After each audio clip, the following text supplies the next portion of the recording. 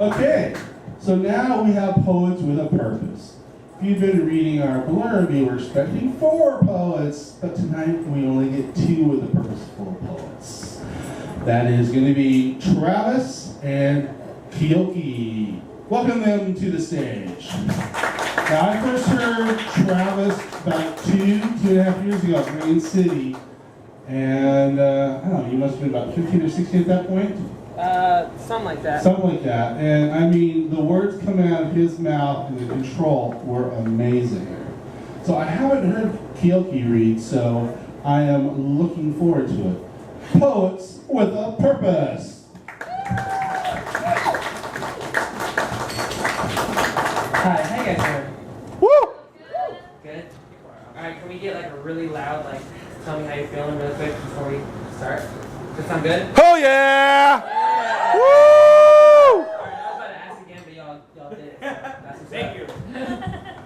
Or first off, you want to talk about what we are? Yeah, so Poets with a Purpose is a nonprofit organization. Travis and I started about a little bit over a year ago, about a year and 2 months.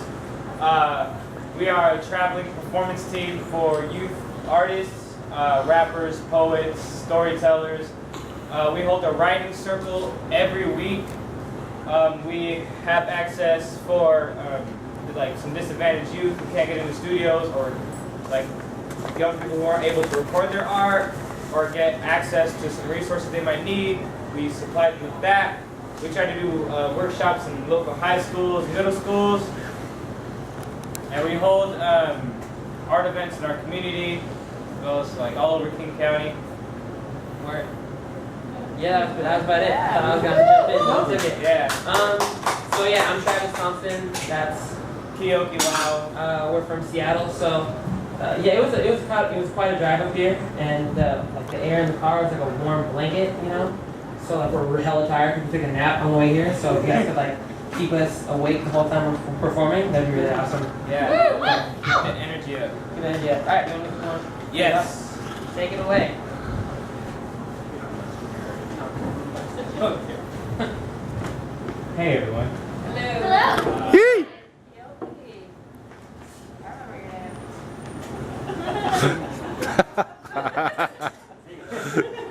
I gotta say, me and Travis were just having this conversation about, I ordered some food earlier, and I said my first name, which is Joseph.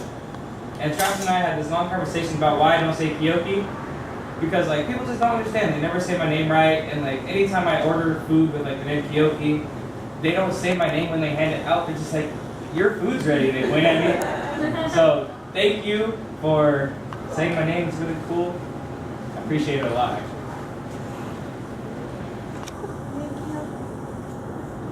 I didn't keep memories. My dad never really packed up his stuff and left. I just woke up one morning and he was living in someone's basement. I never saw my brother do anything bad. I just started seeing him twice a year. He'd still be the hero I wrote about in 3rd grade, but I never showed anyone those papers. When I was in 4th grade, I laughed at jokes that weren't really funny, and my dad told the same ones every time I saw him, and I pretended I hadn't heard them before. And sometimes I think he knew. The principal called me Mr. Gang Writer in front of the whole 4th grade class. I didn't know what gangs were at the time, but I signed a contract saying that I was in one, and signing that contract didn't supply my closet with clothes, so I continued to wear an 18-year-old's hand-me-downs. I never really knew if I was in a gang still or not. Since then, I knew that white people get mad when they can't make money off of your art. It was 5th grade when I first watched Blood In, Blood Out.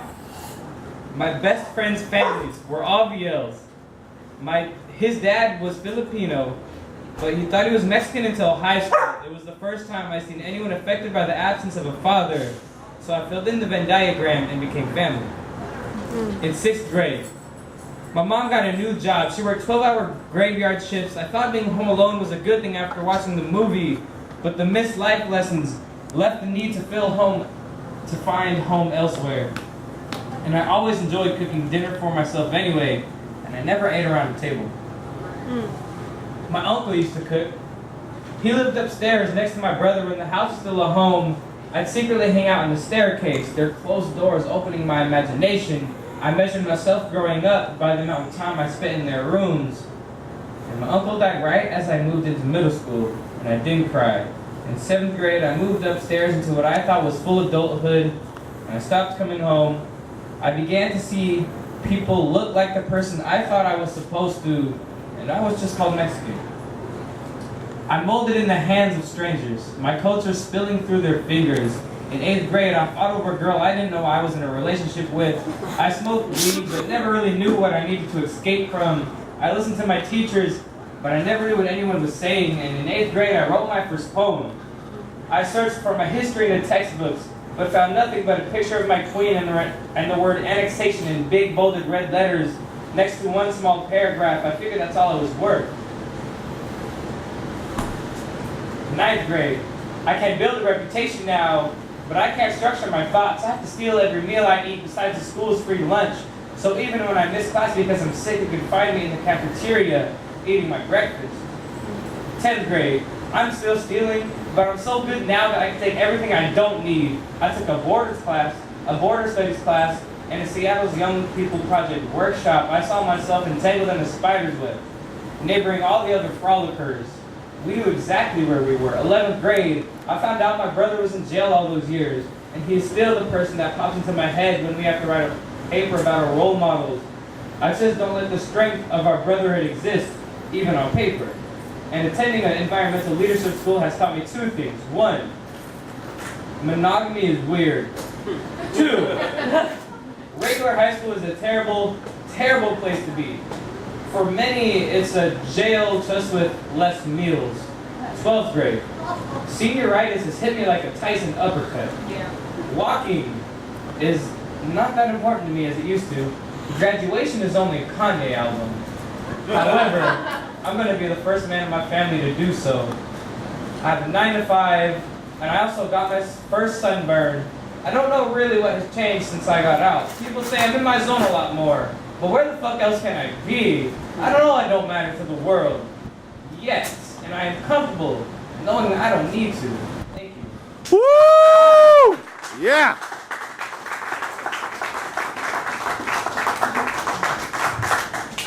All right. Well, the swearing rule was that you can't swear. Wait, don't swear if it's malicious, right? Right. Right. And you aren't malicious. I don't feel malicious. No, you don't tear people Can I down. swear, guys? You can swear, yeah. Fuck yeah. Emphasize it. Emphasize it? More hip swirl. In the 4th grade, I sang The Lion Sleeps Tonight in the elementary school showcase. I got off stage, walked to the bathroom to be greeted by all my male classmates calling me a little bitch. When I was 12, I was leaving the skate park when 3 boys approached me, pushed me over, knocked me down, hit me in the face repeatedly, trying to pry the skateboard out of my hands while calling me a little bitch. And I told my friends about how the girl who turns my throat into a bendable ruler every time she asks me a question loves me. But it's hard for me to conceive me being loved back properly because I've never been loved back properly. They say that you sound like a little bitch. But just then, a little bitch thought hits me. I don't give a fuck. I'm a little bitch singer that has never been loved back properly, and I cannot fight. I come from a family of boxers, but after a little bitch punched at the air like the oxygen, just call me a little bitch. I am a little bitch, a little bitch. Anyone else think it's hella whack how we attach gender roles to food and drink? My favorite flavor of ice cream is little bitch sherbet. I watch The Notebook at least once a month and shed little bitch tears every time. I've got little bitch tears up and down every part of my body, so don't hurt me. Let's want to watch a little bitch fit, the Urban Dictionary, and all its wisdom defines little bitch as someone who's whiny, petty, passive-aggressive, or won't stand up for himself when shit goes down, and yeah, sounds about right. See, I am a little bitch poet. They used to say to me, Travis, one day meet a beautiful girl at a poetry slam and fall in love. But see, I don't go to poetry events to meet women. I go to meet myself. And I am not manly. I have never shotgun a beer, but boy, to my homies and I get wild with Mountain Dew. And I cannot relate, but boy, you want to make a mean-ass quiche, and I have never unhooked a bra, but I've unlocked every level on Crash Bandicoot. And I'm sorry, but I refuse to take you seriously if you ever tell anyone ever to bro pair action films bore me. Sports Illustrated puts me to sleep, but I can quote Mean Girls and 13 going on 30 word for fucking words. See, it's fun. And we have pride in our little bitchness. It's time that we started a little bitch army. So when a kid is not picked for kickball and told to get off the field, we will be there. When a kid has his book knocked out of his hands, we will be there. When a kid is made fun of for wanting to play house with the girls instead of football with the boys, we will be there. We will stand behind the tomboys, the four eyes, the stammering sentences, stutterers, attention deficits, questioners, poor, and even the one directioners. Yes, nothing can stop us. We are in your yoga classes, at your writing circles, on your football teams, pumping iron in your gym. We are the little bitch army. We are bad kissers, great huggers, and above all strong. You see, us little bitches understand that feminine, weak, and vulnerable are not synonymous with little bitchness. But if you ever cried yourself to sleep, you'll probably get enlisted. See, as a little bitch army, our motto is there's a problem with the way that we're raising our boys. We need to stop teaching them how to be terrible men and then telling them to man up. The little bitch army, we will fix you up. Just let your skin absorb the stitches until you realize that maybe the world needs a few more little bitches. Woo! Yeah! Woo!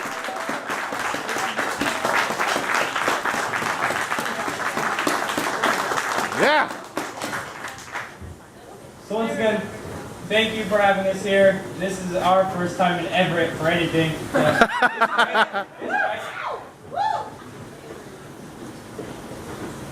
Remember when I asked you, why can't writing poetry erase regrets as easily as it can justify making mistakes?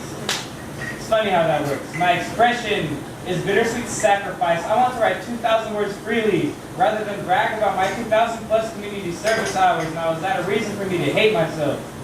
Have I let enough people down in order for them to sympathetically read my poetry? Will my best friends see me beside them or behind them? If I applied to colleges the same way I applied myself to the thing that I love, would I be any more successful?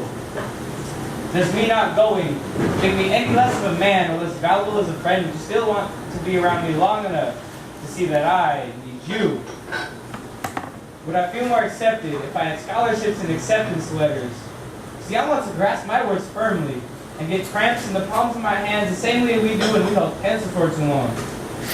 I don't think that I couldn't do that in college, but I certainly don't need a diploma to shape malleable thoughts into words. Where do I apply to be a wordsmith? How do I validate myself worthy? Where can I find sanctuary without lucidity?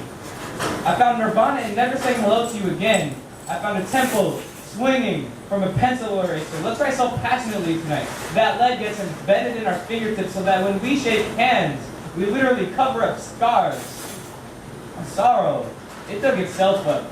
And I don't know how the dirt in my fingertips got there, but I found a treasure map in my chest. No one still ventured to the X over my heart. I won't tell you how much you meant to me. I was ready to make your bed out of similes. I won't tell you how your eyes carried an ocean and threw it into a fishbowl, and how eye contact was glue for a broken soul. I won't ask for help. I'll fall asleep during sunrise, because at night, my pillow can't hold the cold side. I'm either lost or abandoned when I'm supposed to be sleeping. The front door knows the back of me the best. I will not acknowledge the back of my head. My notebook already tells all my secrets. Maybe I am scared that everything I built up won't matter anymore. Or I will have another community telling me to change it. I think the streets will no longer support me. Crosswalks will be planks. To walk off the middle of the earth, I will stack cracks in the sidewalk. To feel high in my environment. To feel above the rest of where I came from at the same time. I'll put potholes to remind myself that obstacles in life are sometimes created by other people. And I'm not the only person with bumps in the road. So when a girl approached me with the sling set on her shoulders, I built a carousel for her thoughts, and she turned her tongue into a blowtorch. It made me prouder than any class I ever passed. I snatched her swing set and built a scale to weigh out the possibilities. See, this is learning who you are, meant to be 101 and classes in session. Thank you. Woo!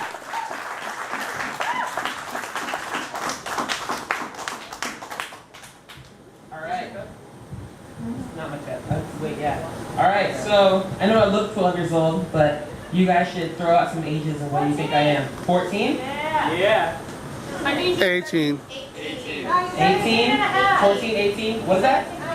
19? Winning one. Bucket 32. Oh, you got it. Got it. No. I'm 17 years old, despite how I may look it. If I may look. Fuck, English. You know.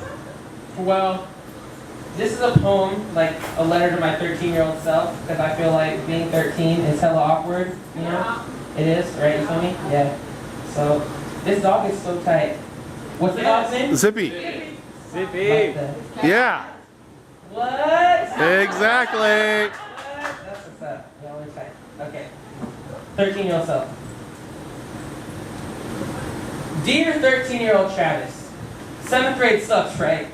Yeah, they were right when they told you not to look forward to middle school because for the most part, 13 to 14-year-old children are terrifying, terrifying people. There's hair in new places, not for you.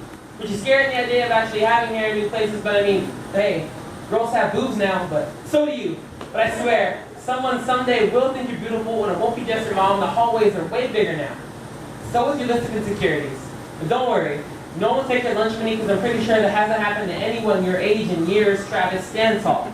You're hardly 5 feet, but stand tall. You don't have to lower your voice to a respectfully deep level. The teacher calls your name for roll call. Be yourself. You're a long way from being pushed down. And even though you have to push down those boners in gym class, don't ever apologize for being excited. And if you like something, then like it. And yup, math is hella hard now. The alphabet, fused together with numbers, a sucker punch your GPA, but hey, girls have boobs now. Travis, stop apologizing for existing. Tattoo the earth with your existence. Stop giving handshakes like you're giving back a stolen item from Albertsons. You mean something. Travis, people give a shit about you. You don't live in a movie. Stop feeling sorry for yourself. The earth does not stop rotating because girls like to pinch your cheeks. And I know you're scared, but tomorrow you will wake up. And the next day you will wake up. Trust me, I know from experience, but one day you won't wake up. One day it'll all be over.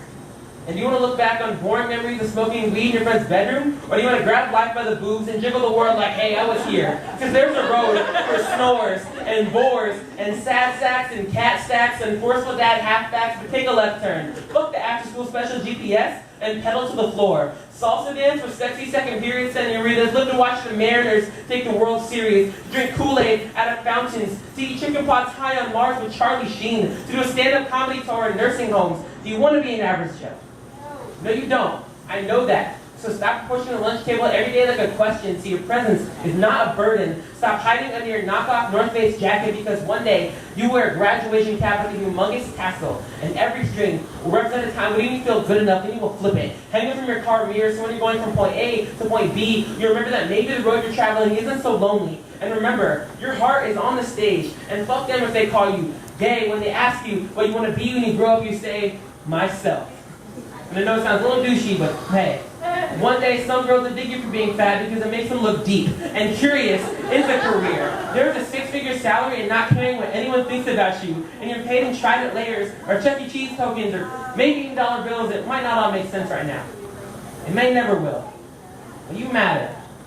I promise you that you matter. Woo!